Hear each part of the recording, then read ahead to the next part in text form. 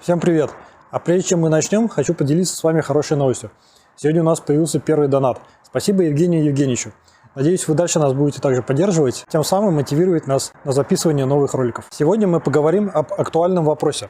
Можно ли открыть бизнес, переехав сюда, в Узбекистан? Что для этого нужно, какие могут быть препятствия и как их возможно решить? И получим мы эту информацию из первых уст от местного предпринимателя, неоднократно прошедшего этот путь и помогающего с консультациями экспатов. И прежде чем начать, я напомню, что на нашем канале уже вышло 10 видео, дающих подробные инструкции о переезде в республику, посмотрев которые, вы закроете 90% своих вопросов. Заходите на наш канал и смотрите все полезные инструкции. И не забудьте поддержать нас лайками. И давайте так, если это видео наберет 5000 лайков, я договорюсь с какими-нибудь из строителей и сниму столицу с крыши одного из небоскребов Ташкент-Сити. А если наберем 10 тысяч подписчиков до Нового года, то я придумаю что-нибудь вообще сногсшибательное к новогоднему выпуску. Можете, кстати, посоветовать что-то в комментариях. А мы планируем в следующем году перейти на более интересный новый формат видео. И чтобы не потерять нас до этого момента, я рекомендую вам подписаться на наш канал.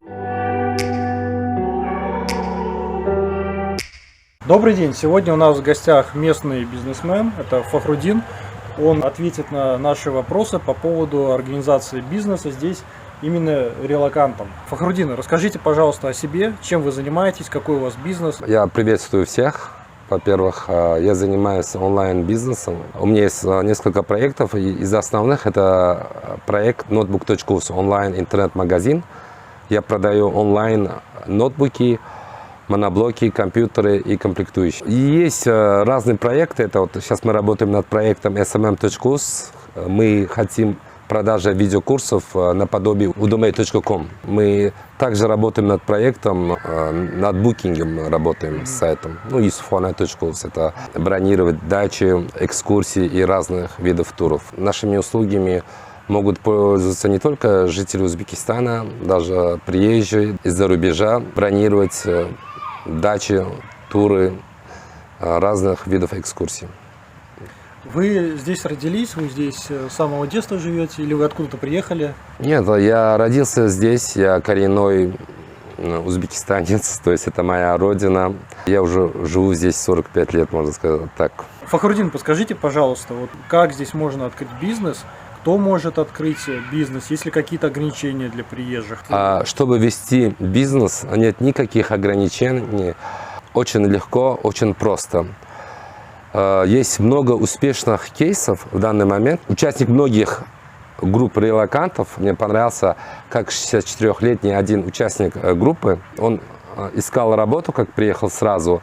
Он массажист. Он снял комнату в медучреждении. И другим участникам группы сказал, вот, первый массаж бесплатный. Это вот один из успешных кейсов, например. У него сейчас бизнес как-то пошел? Хорошо? Конечно, пошел. У него этот бизнес идет.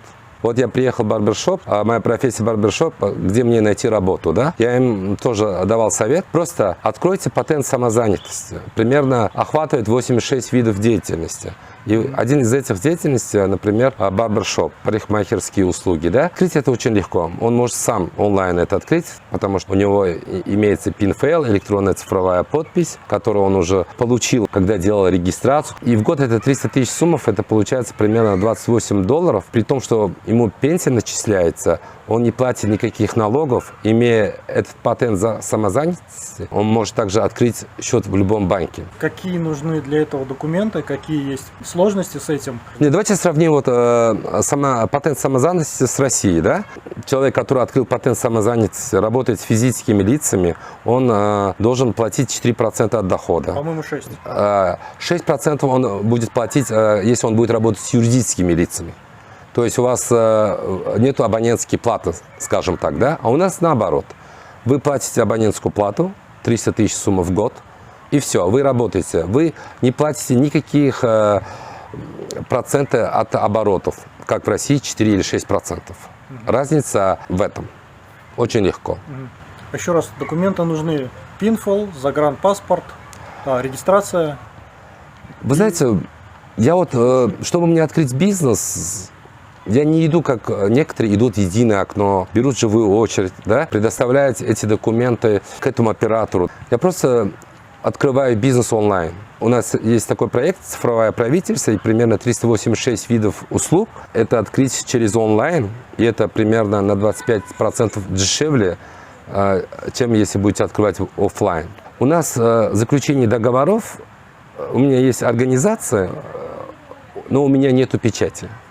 То есть вот это фиксированная печать, потому что сейчас мы подписываем свои договора через электронно-цифровую подпись. Через разные, примерно 30 есть разных платформ. Можно выбрать самую удобную платформу, например, Didex, есть Solax Service. И оттуда отправлять клиенту договор. Клиент, увидев этот договор, заходит через свою электронную цифровую подпись, подписывает, и все, договор уже подписан. На основании этого договора можно сделать электронный перевод через банк-клиент. После предоставления вами услуги, можно там счет-фактуру, но при вашем случае счет-фактура, акт выполненных работ выполнить. Многие из нас пользуются услугами Яндекс.Такси, да? Водитель Яндекс.Такси имеет также патент самозанятости, он тоже платит государству 300 тысяч сумм. Кто имеет патент самозанятости, они не сдают отчетность налоговую. То есть не нужно подавать какие-то документы, отчитываться, то есть человек освобожден от какой-то бюрократической Вы платите 300 тысяч сумм и все. Я слышал, что при открытии бизнеса на определенную сумму, вот как инвестиция, здесь дают гражданство. У нас могут дать вид на жительство, а вид на жительство и гражданство это совсем другое. Вид на жительство дают. Да. Это я ошибся, не гражданство. Да. Также это вид на жительство вы можете оформить регистрацию на 6 месяцев за 60 тысяч сумм, это примерно $5. Об этом я рассказывал раньше в своих видео и про приобретение вида на жительство за счет покупки жилья. Посмотрите вот это видео. И также про регистрацию тоже я рассказывал раньше, поэтому мы сейчас углубляться не будем. 86 видов деятельности, это очень проще получается. Например, экскурсовод, гид. Они могут выбрать самый простой вариант, это открыть патент самозанятости. Но если, например, вы хотите открыть магазин и хотите заняться, то вы должны открыть индивидуальное предпринимательство. Но если хотите вести производство или вести какие-то крупные бизнесы, то форма собственности уже меняется, так как у вас будет много штата сотрудников. Это уже будет либо ИП, либо это ООО уже будет. Да, но общество ограниченной ответственности получается, или там частное предприятие. Но вести бизнес каждым годом становится проще. Людям становится понятно, за что они должны платить, за что они не должны платить. За счет чего проще? Государство хочет, чтобы все платили налоги. Государство упрощает. По-моему, более 30 лет они могли решить вопрос, как брать налогов с таксистов. И вот сделали проще патент самозанятости для таксистов. И решили этот вопрос. Могут быть какие-то варианты открытия бизнеса без особых вложений? Бизнес можно открыть без вложения везде, да? Но самое главное, нужно у человека иметь сильный дух и намерения, и четкие планы. Открой патент самозанятости, говорю, для успокоения души, чтобы тебе было спокойно. Предложи свои услуги через интернет. Я предоставляю услуги с выездом на дом клиенту. И обозначь четкую цену за твои услуги. И люди будут читать, и люди будут воспользоваться данным видом услуги. Это могут быть маникюр, это могут быть парикмахеры, это массаж, выезд на дом, это могут быть, кстати, психологи. Организация пати, например, проведение бизнес-встреч, аниматоры для детей. Аниматоры, совершенно верно. Большой объем выбора бизнеса и вариантов, которые можно устроить. И действительно, патент стоимостью $28 на год, но он окупается при первой же заявке. А даже если он предоставляет услуги аниматора, он может прийти и сказать детскому саду: вы знаете, а давайте мы вам предложим, у нас вот такая дисконтная цена, у нас такие герои, и мы вам предоставим по минимуму, и все. Заключить с ним договор, они могут перечислить ему на банк деньги. Я хочу добавить лично, что я здесь заметил. В Узбекистане узбекистанцы очень сильно сейчас заботятся о своих детях. И все, что связано с их обучением, их досугом, деньги туда действительно не жалеют. Потому что хотят дать хорошее обучение, хотят, чтобы ребенок развивался. В этом плане здесь колоссально незанятая ниша именно предоставления каких-то услуг детям. Нужно брать круг шире. Если кто-то работал учительницей в школе в России, Она может преподавать в любом учебном центре по русскому предмету, и она будет востребована специалистом. Она может не работать в этом учебном центре, не числиться под этим учебным центром, просто она открывает патент самозанятости. Мы просто опять обратно же возвращаемся к патенту самозанятости и просто заключать как самозанятым договор с этим учебным центром, и учебный центр просто будет перечислять эти деньги ей на счет. В СМИ у нас есть еще почемучка. Почемучка – это когда детей готовят к школе. Во многих в почемучках, если учительница владеет русским языком, и она очень востребована для этого учебного центра. И у многих возникает вопрос, могут возникнуть, если вот россияне приедут, откроют здесь бизнес, не будут ли местные люди, другие бизнесмены смотреть косо, что они теряют кусок хлеба. Конечно, это многих это интересует. Присутствие новых игроков в Узбекистане поднимает экономику. Я понимаю, что каждый предприниматель не думает о поднятии экономики, при этом делая вклад в разные кружки, там, вести обучение или предоставляя экскурсионные, то есть любая сфера, неосознанно вы поднимаете экономику Узбекистана. Фахрудин, подскажите, а какие могут быть проблемы при открытии бизнесов? Может быть, какие-то там взятки где-то требуют? Может быть, как-то государство какие-то может там чинить препятствия? Государство очень сильно изучает те моменты, где можно сделать деньги на коррупции. И старается эти направления цифровизовать, переводит на онлайн. Раньше, может быть, были какие-то моменты, чтобы открыть что-то, какие-то были трудно получить лицензии. Сейчас это все стало проще, сделали онлайн или сделали единое окно. Например, чтобы открыть бизнес, если вы хотите открыть бизнес в Самарканде, не обязательно ехать в Самарканд. Вы можете в любом месте, в любом едином окне зарегистрировать свой бизнес, который вы планируете в Самарканде. То есть нету коррупции, нету взяток. Убрали просто барьеры. Фахрудин, а как местный рынок реагирует на открытие что-то нового? На такую деятельность, которой, например, здесь раньше не было, и вдруг вот что-то появилась новинка? Скажу никак. Почему?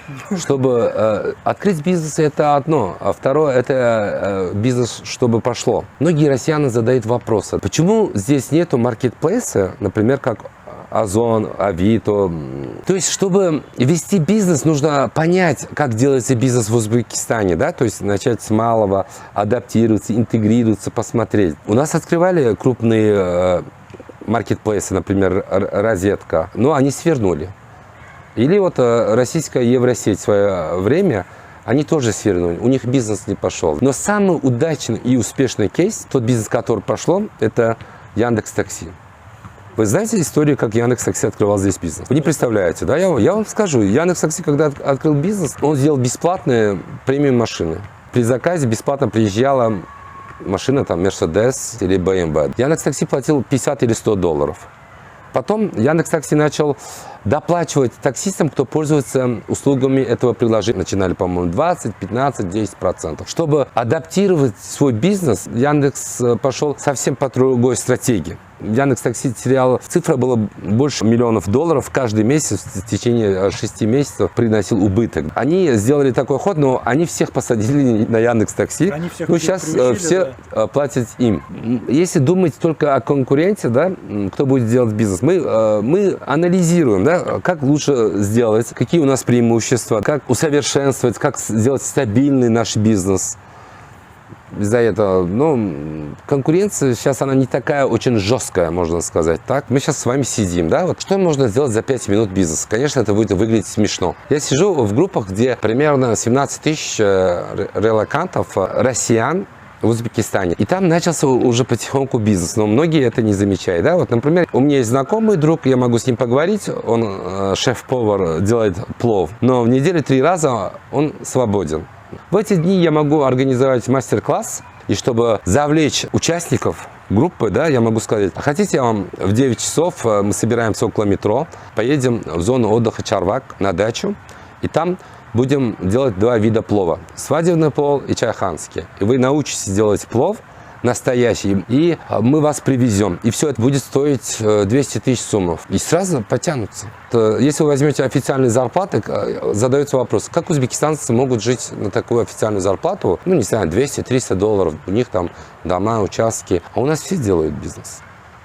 какие-то дополнительные бизнес имеет, кто-то от сдачи квартиры, а кто-то там от других видов деятельности. Это просто делать бизнес – это в нашей крови. У меня есть многие друзья, вот россияне, я многими познакомился, мы с ними ходим на разные мероприятия. Но, понимаете, я вот чувствую у вас скованность, неуверенность. Не нужно так. Просто будьте свободным, да, чувствуйте свободным. Чем вы быстрее интегрируетесь, да, чем вы почувствуете себя свободным, тем как бы вам будет приятно. Это было бы лучше. Ну, если кому-то нужны будут ноутбуки, чтобы им привезли, могут обращаться к нам на сайт notebook.us. Если наши цены покажутся дороже, чем у других конкурентов, то мы имеем запас прочности, мы можем демпинговать, сделать более приятные цены. Ну, обращайтесь. И даже по любым вопросам, если у вас как-то будет вопрос при открытии бизнеса, чем можем, тем поможем. Контакты Фахрудина и ссылку на сайт мы оставим внизу под описанием к видеоролику, и вы сможете с ним связаться, найти его магазин, воспользоваться его услугами. Спасибо вам за такое интервью.